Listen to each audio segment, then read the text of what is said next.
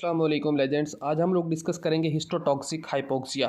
हिस्टोटॉक्सिक hypoxia क्या होता है कि हमारे पास dysfunction of enzyme in the cells or tissues. ठीक है, कैसे कि मैंने जब हाइपोक्सिया की डेफिनेशन बताई थी तो उसमें बताया था कि नॉर्मली क्या क्या होना चाहिए कि पार्शियल प्रेशर ऑफ ऑक्सीजन जो है वो नॉर्मल होना चाहिए इन द एटमॉस्फेयर।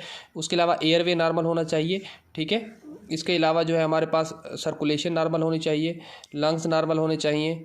इसके अलावा जो है हमारे पास टिश्यूज़ नॉर्मल होने चाहिए, utilization of the oxygen normal होनी चाहिए और इसके अलावा एंजाइम्स नॉर्मल होने चाहिए।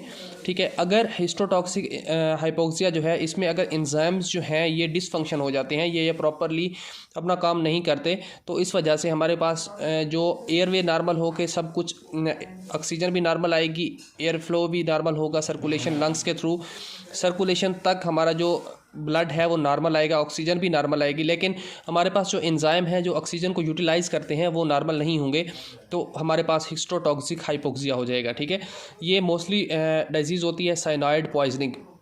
जो साइनाइड है एक किस्म का जहर होता है। ठीक है, ये पॉइजन करता है। पॉइजन किस तरह करता है कि साइनाइड जो है ये इन एंजाइम्स के साथ अटैच हो जाता है। ठीक है, फॉर एग्जांपल ये हमारे पास एक एंजाइम है तो साइनाइड पॉइजनिंग जो है इसके ऊपर अटैच हो जाएगा और इसको डिसफंक्शन कर देगा। ठीक है, ये हम नॉर्मली जो फंक्शन कर रहा था ये अपना फंक्शन स्टॉप कर देगा और यूटिलाइजेशन ऑफ ऑक्सीजन कम हो जाएगी। ठीक है, जिस वजह से हमें हाइपोक्सिया शो होना स्टार्ट हो जाएगा।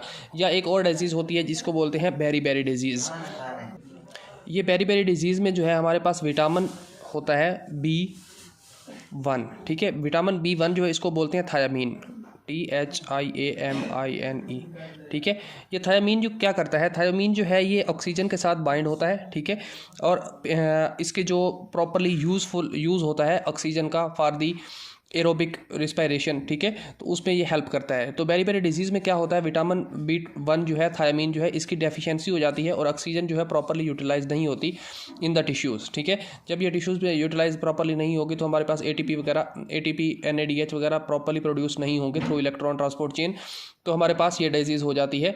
और इसमें भी सेम कंडीशन होती है कि ये एंजाइम्स जो हैं ये डिसफंक्शन हो जाते हैं, क्योंकि B1 नहीं होगा तो हमारे जो एंजाइम इसके साथ वर्क कर रहे हैं वो भी डिसफंक्शन हो जाएंगे। ठीक है, एक किस्म का ये जो थायामीन है ये को एंजाइम है for the proper enzymes of utilization of the oxygen. ठीक है, तो इस वजह से हमारे पास हिस्टोटॉक्सिक हाइपोक्सिया हो सकता है। ठीक है, इस कंडीशन में हम जो एक्सटर्नल ऑक्सीजन है या हम एक्सटर्नल सप्लाई ऑफ ऑक्सीजन जो है वो देते हैं, तो वो भी प्रॉपरली अगर हम दें थ्रू वेंटिलेशन, अगर आप और भी ऑक्सीजन ऐड कर दें तो उससे कोई भी डिफरेंस नहीं होगा, क्योंकि सप्लीमेंटल ऑक्सीजन जो भी है वो सर्कुलेशन तक तो वैसे ही आएगी, लेकिन एंजाइम फंक्शनल नहीं है, तो इस कंडीशन में हम सप्लीमेंटल ऑक्सीजन नहीं देते। ठीक है, तो ये है हमारा आज का लेक्चर, क्या हिस्टोटॉक्सिक हाइपोक्सिया क्या आता है।